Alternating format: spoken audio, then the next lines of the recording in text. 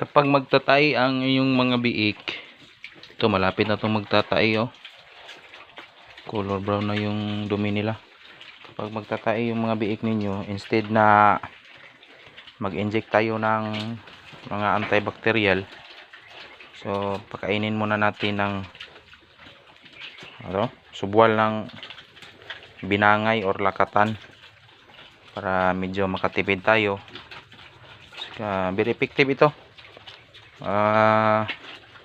Ginamit ko na to noon kung try ako nag-alaga ng dating anak ng inahin ko.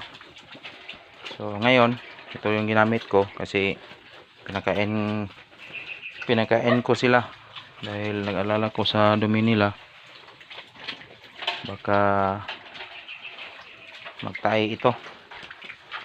So nasisiyahan naman silang kumain.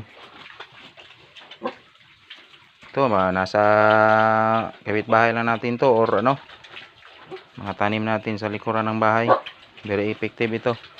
Subwal ng tundan or binangay or lakatan, kahit basta saging okay yun, kasi yung kinakain nila, yung sinisip-sip nila yung parang grabe, napakapait nito.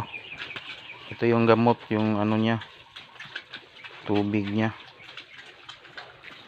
So yun lang, at least makatulong sa inyo yung hindi pa nakaalam sa kung anong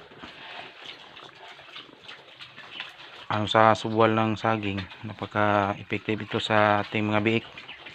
So yun lang po, maraming salamat.